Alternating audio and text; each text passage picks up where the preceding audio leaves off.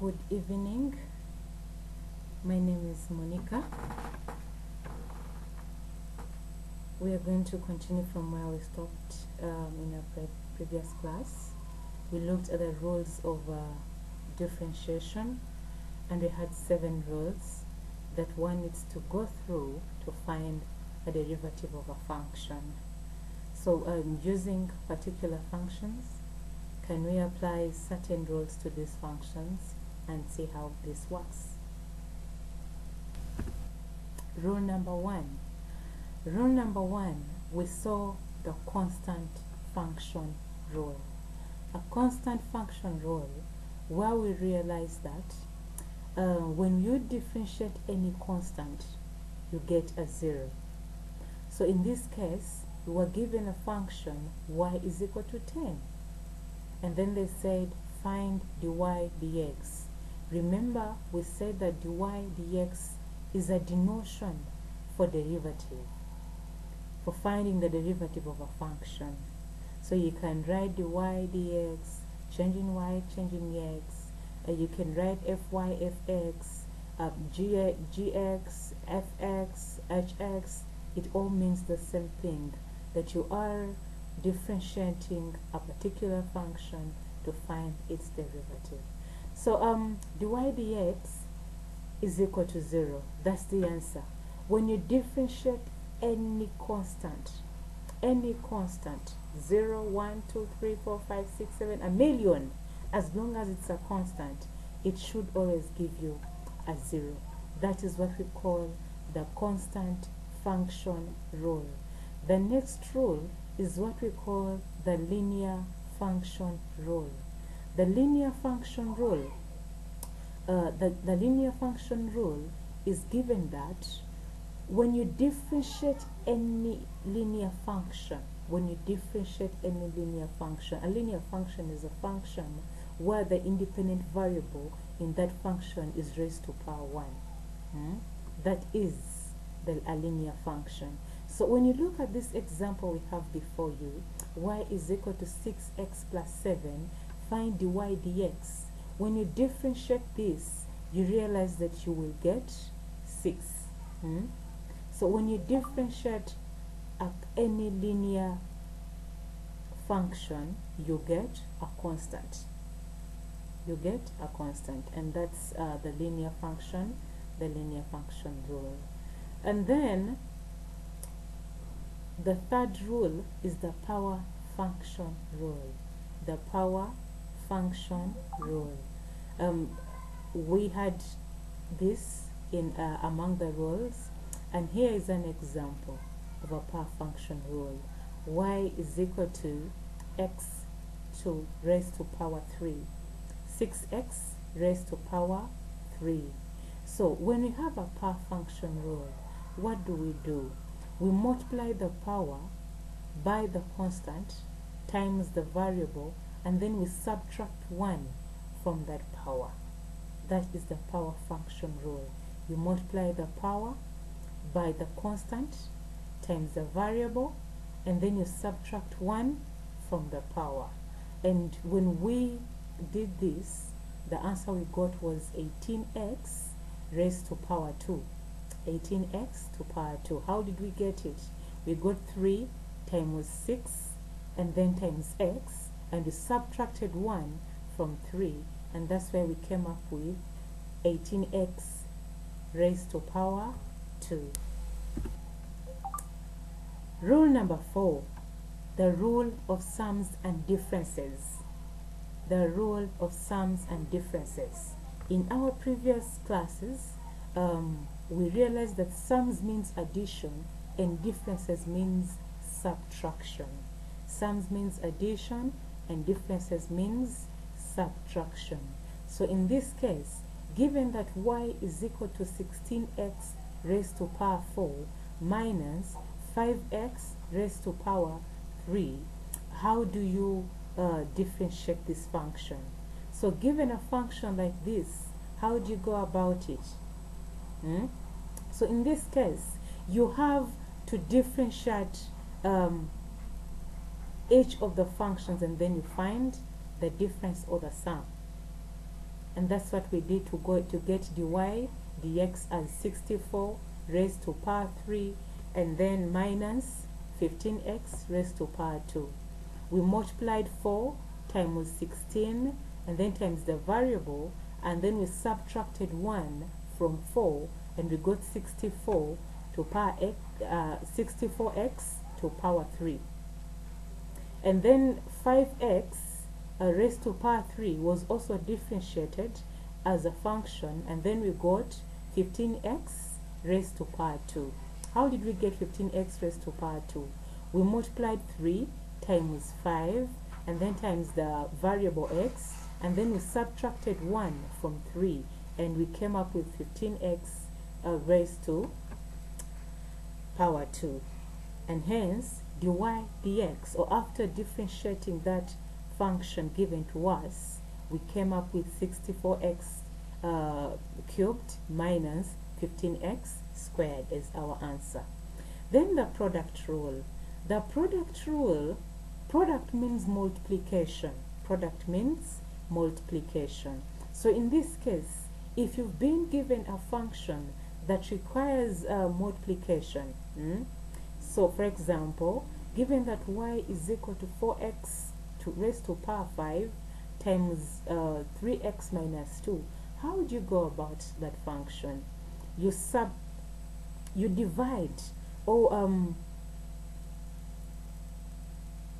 you let u be equal to the first function, and then you let b equal to the next function. Remember, this is product rule. These functions have been multiplied. There is a multiplication sign in between 4x to power 5 and 3x minus 2. So we are using product rule to get the answer to this function. So differentiating this function, we must let one function be equal to u and the other function be equal to v. So we differentiate these functions individually, and that is du by dx, and that gave us 24 raised to power 24x raised to power 4. How did we get 24x raised to power 4? With 5 times 4 times the variable x, and then we subtracted 1 from 5 and came up with 4. So hence the answer of du by dx was 20x raised to power 4. And then when we differentiated v with respect to x, what did we what did we get? We got 3. dv dx was 3. Why? This is a linear function. 3x minus 2, already 2 is a constant. So when you differentiate any constant, you get a 0. When you differentiate 3x, you have the coefficient of the variable, which is 3. So our dv by dx is 3. After differentiating the individual functions, you use the following formula to get to the derivative of that function. And the formula that we use to get the product rule is u, or in product rule is u, that is the first function, times dv dx times the derivative of the second function plus the second function times the derivative of the first function. So we add the derivatives and we add the product and the derivatives of these various functions to get to the answer using product rule. So when we follow all those steps, we came up with 2x raised to power 5 minus 40x raised to power 4. So our dy dx using product rule gave us an answer of 72x raised to power 5 minus 40x raised to power 4. The next rule is what we call the quotient rule.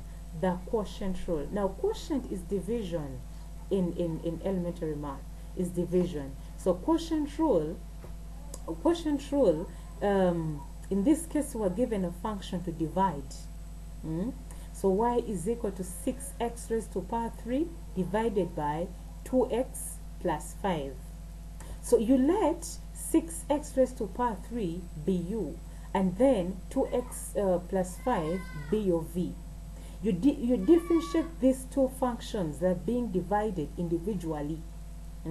So for u is equal to 6x to power 3, when you differentiate u with respect to x, you'll have du dx, and that will give you 18x raised to power 2. How did we get 18x raised to power 2? It is 3 times 6, then times the variable x, and then we subtract 1 from the power, which is 3, and that gave us 18x raised to power 2. Then when we differentiated 2x plus 5, we came up with dv by dx as 2. Remember, this is still a linear function in this case. So 2x plus 5, we differentiate this function and we get 2. Remember, when you differentiate any constant, it's 0. So we wish 2x, and 2x is already a linear because x is raised to power 1. When you differentiate each, you will remain with its coefficient, which is 2. So after differentiating these individual functions that you're going to divide, you use the following formula in quotient rule to get to the answer, and it's written by v divided by v times du dx minus u times dv dx. Then you divide all that expression by v squared. You divide all the expression by v squared. Remember, we had differentiated all these earlier on, so we have their derivatives. So we just substitute into the formula, and then after substituting, we arrive at an answer dy dx as 24x raised to power 3 plus 90x raised to power 2 divided by 2x plus 5 raised to power 2. That is how we use the quotient rule. Now, the last rule is what we call the chain rule. The chain rule is also known as a function of a function.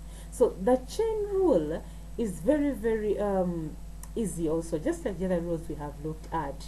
So given a function y is equal to 4x raised to power 3 plus 7 in two brackets, all that raised to power 5, what do? We let this function in the brackets be equal to u. That function only in the brackets be equal to u. And then when we have u substitute for that function, we have a new function in a function. So which means we are having a new function as y is equal to u raised to power 5. And that's what you see. That's what I did. Then let u be equal to 4x raised to power 3 plus 7. And then after substituting my function with u, I come up with a new function now as y is equal to u raised to power 5. So I differentiate these two functions individually. The first function will be differentiated with respect to x, and then the second function will be differentiated with respect to u. So after differentiating my first function, u is equal to 4x raised to power 3 plus 7, I have du by dx is equal to 12x raised to power 2. How did I get that? I got 3 times 4 times my variable, and then I subtracted 1 from the power 3, and that gave me 12x squared. Remember, 7 is a constant, so that gives me a 0 automatically. So I remain with 12x squared. And then when you differentiate the second function, y is equal to u raised to power 5, remember this function was gotten from 4x cubed plus 7, so that is the u raised to power 5. So in this case, I'm going to differentiate my new function with respect to u. So I'll have dy du as 5u raised to power 4. How did they get 5u raised to power 4? I multiplied 5 times u, and then I subtracted 1 from 5, and that gave me 5u raised to power 4. Continuation. After differentiating my two functions individually, I get and substitute into this formula to come to my answer dy dx. So dy dx will be given by dy du times du dx. Now these are functions which I have already differentiated. So multiplying their derivatives will give me an answer. So I arrived to an answer dy by dx is equal to 60x squared in two brackets 4x raised to power 3 plus 7 in two brackets raised to power 4. Remember, I shouldn't leave my answer with u's. Why? Because u can be substituted for. And then because my derivative is dy dx, so I have to get back to take back my answer into variable x, because that's what I was differentiating initially. So thank you for listening.